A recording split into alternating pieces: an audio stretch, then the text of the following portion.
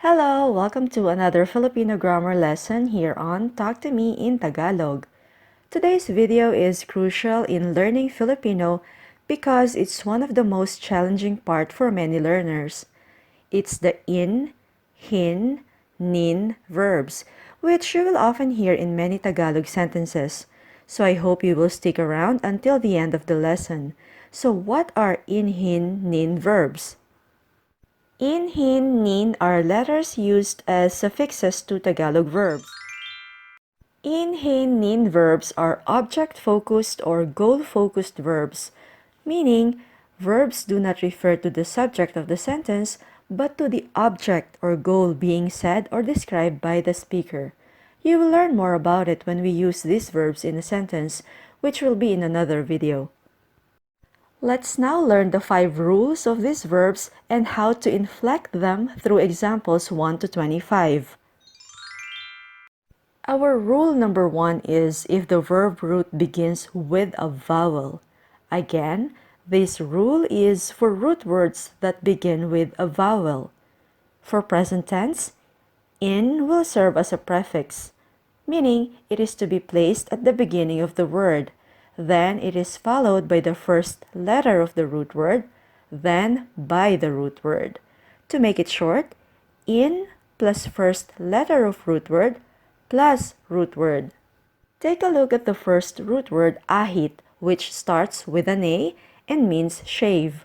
To form the present tense, in plus A plus ahit, inaahit, inaahit, meaning shaving.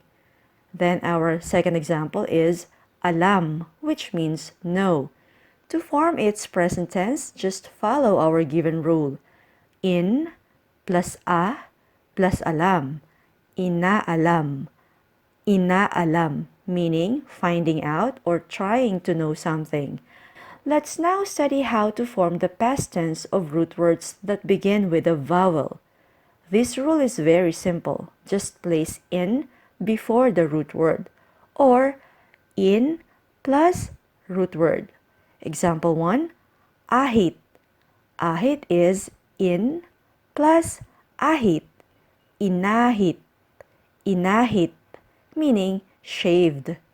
Example 2, alam is in plus alam, inalam, inalam, meaning found out or tried to know something. Rule number 2 of the in, hin, nin verbs is for root words that begin with the letters L, Y, and R. Again, this rule is only for root words that begin with L, Y, and R. To form the present tense, place the prefix ni, then repeat the first syllable of the root word, then the root word, or to make it simple, ni plus first syllable of root word plus the root word. Example 1, linis, which means clean, ni plus li, which is the first syllable of the root word, plus linis, nililinis, nililinis, meaning cleaning. Example 2, yakap, which means hug or embrace, ni plus ya plus yakap, niyayakap, niyayakap, meaning hugging or embracing. It's very easy, right? Let's now learn how to form the past tense of root words that begin with letters L, Y, and R. Just add ni before the root word or ni plus root word. Example 1, ni plus linis, nilinis, nilinis, which means cleaned. Example 2, yakap, ni plus yakap, niyakap, niyakap, meaning hugged or embraced. Our rule number 3 is for root words that begin with all the other consonants. To form their present tense, simply infix in between the first and second letters of the root word plus the root word. Example 1, basa, meaning read, b plus in plus A plus basa, binabasa, binabasa, which means reading. Example 2, kain, meaning eat, K plus in plus A plus kain, kinakain, kinakain, meaning eating. To form the past tense, just infix in between the first and second letters of the root word. Example 1, basa is B plus in plus asa, binasa, binasa, meaning read. Example 2, kain. Kain is K plus in plus ain, kinain, kinain, meaning ate. Do you follow? Let's now move on to rule number 4, which is how to form the infinitive and future tense of the verbs. The infinitive is formed by adding in or hin or nin to the root word. The sound of the last syllable of the root word will determine which among these three suffixes the verb will take. You will learn more about it through the 100 examples included in this in, hin, nin verb series. So let's study how infinitives are formed. Example 1, basa meaning read is basa plus hin, which becomes basahin. Basahin meaning to read. Example 2, kuha meaning get. The syllable ha is omitted and replaced with nin to become kunin. Kunin, which means to get. Example 3, bili meaning buy. The syllable li is omitted and is replaced by the suffix hin to form the word bilhin. Bilhin, which means to buy. I'll try to look for specific rules on how to form the infinitives, so for now you just have to memorize the examples that you will see in a while. To form the future tense, just repeat the first syllable of the root word plus the root word and then either in, hin, or nin as suffix. Example 1, basa is ba plus basa plus hin. Babasahin. Babasahin, meaning will read. Example 2, kuha. Ku plus kunin. Kukunin. Kukunin, will get. Example 3, bili. B plus bilhin. Bibilhin. Bibilhin, will buy. Rule number 5 is about root words with the letter O, which is usually in the second or third syllable of the word. To form the infinitive, just change the letter O of the root word to letter U and add either in, hin, or nin as suffix. Example 1, luto, which means a cook, becomes luto plus in. Lutuin. Lutuin, meaning to cook. Example 2, ikot, which means move around, becomes ikut plus in. Ikutin. Ikutin, to move around. To form the future tense, just repeat the first syllable of the root word plus root word where O is changed to U plus in, hin, or nin. Example 1, lu plus luto plus in. Lulutuin. Lulutuin, meaning will cook. Example 2, I plus ikut plus in.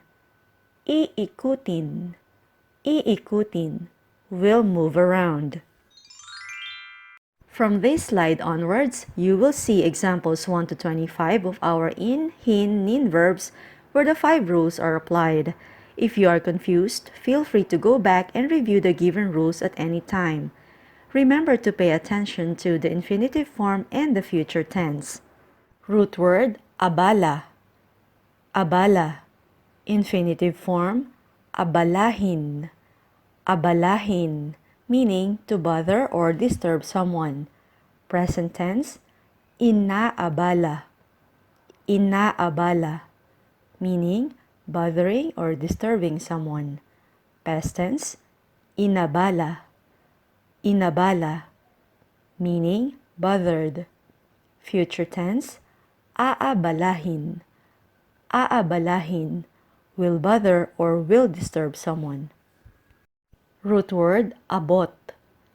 Abot, infinitive form, abutin. Abutin, meaning to reach for something. Inaabot. Inaabot, reaching for something. Inabot. Inabot, reached for something. Aabutin. Aabutin, will reach for something. Root word, agaw. Agaw, infinitive form, agawin. Agawin, meaning to grab or take something by force. Inaagaw. Inaagaw, grabbing or taking something by force. Inagaw. Inagaw, grabbed or took something by force. Aagawin. Aagawin, will grab or will take something by force. Root word, ahit. Infinitive form, ahitin. Ahitin, meaning to shave one's beard or hair. Inaahit. Inaahit, shaving one's beard or hair. Inahit. Inahit, meaning shaved. Aahitin. Aahitin, will shave. Root word, ako. Infinitive form, akuin. Akuin, meaning to assume the responsibilities or duties of another. Inaako. Inaako, assuming responsibilities of another. Inako. Inako, assumed responsibilities or duties of another. Aakuin. Aakuin, will assume one's responsibilities. Root word, akyat. Infinitive form, akyatin. Akyatin, meaning to climb up a tree or to go upstairs to do something. Inaakyat. Inaakyat, climbing up or going up. Inakyat. Inakyat, climbed up or went up. Aakyatin. Aakyatin, will climb up or will go up. Root word, alaala. Infinitive form, alalahanin. Alalahanin, meaning to remember or consider something. Inaalala. Inaalala, remembering or considering something. Inalala. Inalala, considered something. Aalalahanin. Aalalahanin, will remember or will consider something. Root word, alis. Infinitive form, alisin. Alisin, meaning to remove something. Inaalis. Inaalis, removing something. Inalis. Inalis, removed something. Aalisin.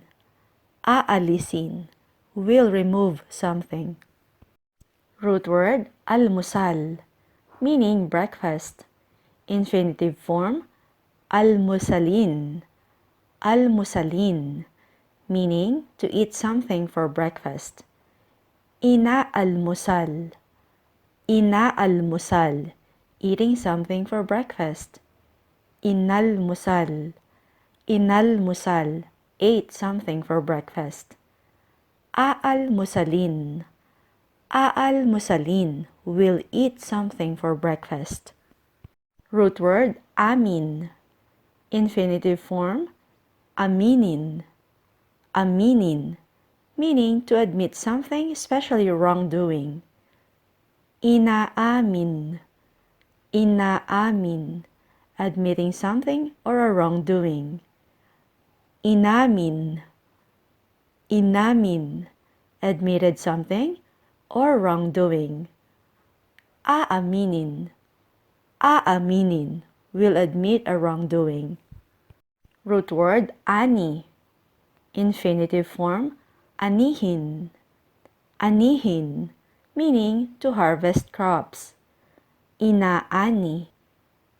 Inaani, harvesting. Inani. Inani, harvested. Aanihin. Aanihin, will harvest. Root word arkila. Arkila. Infinitive form arkilahin. Arkilahin, meaning to rent something like a bike or a vehicle. Inaarkila. Inaarkila, renting. Inarkila. Inarkila, rented. Aarkilahin. Aarkilahin, will rent something like a bike or vehicle. Root word aresto. Infinitive form arestuhin. Arestuhin, meaning to arrest someone. Inaaresto. Inaaresto, arresting someone. Inaresto. Inaresto, arrested someone. Aarestuhin. Aarestuhin, will arrest someone. Root word ayos. Infinitive form ayusin. Ayusin, meaning to fix or put something in order. Inaayos. Inaayos, fixing or putting something in order. Inayos. Inayos, fixed something or put something in order. Aayusin.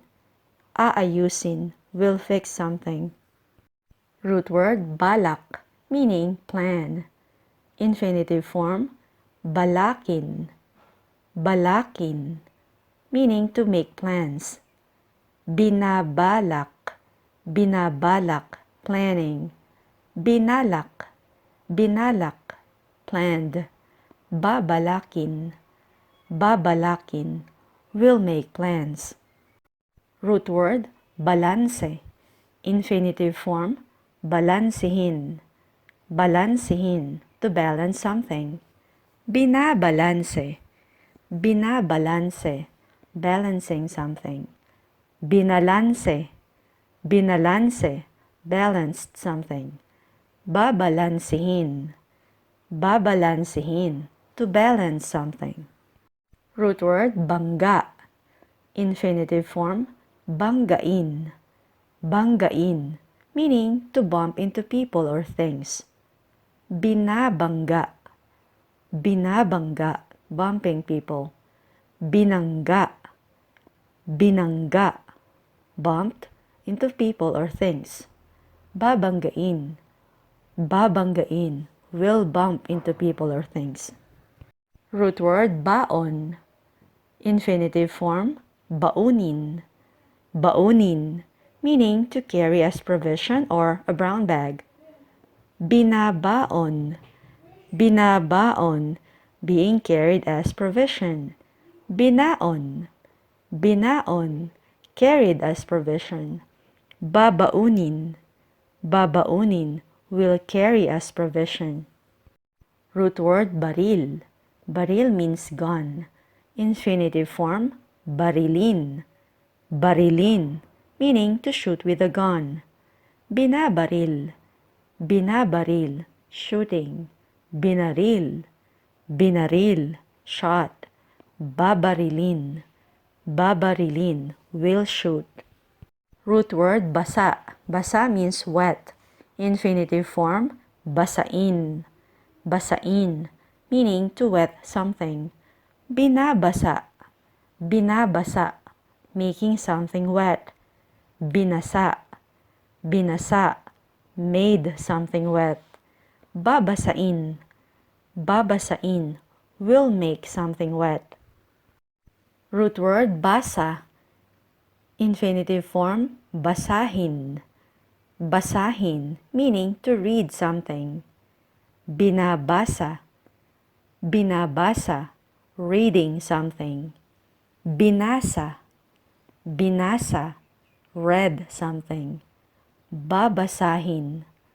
babasahin, will read something. Root word bawi. Infinitive form, bawiin.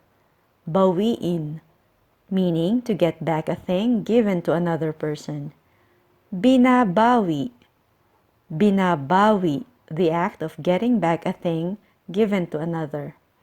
Binawi. Binawi, got back a thing. Babawiin. Babawiin, will get back something. Root word bilang, meaning number. Infinitive form, bilangin. Bilangin, to count people or things. Binibilang. Binibilang, counting people or things. Binilang. Binilang, counted. Bibilangin. Bibilangin, will count.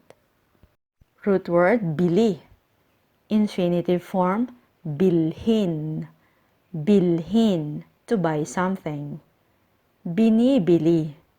Binibili, buying something. Binili. Binili, bought something. Bibilhin. Bibilhin, will buy something. Root word biro, meaning a joke. Infinitive form, biruin. Biruin, to joke at or make fun of someone. Binibiro. Binibiro, joking or teasing someone. Biniro. Biniro, teased someone. Bibiruin. Bibiruin, will tease someone. Examples 26 to 100 of in, hin, nin verbs will be posted soon. That's all for now. Please subscribe to my channel for more Tagalog language lessons. If you like this video, please give it a thumbs up and I'll see you again very soon. Maraming salamat po!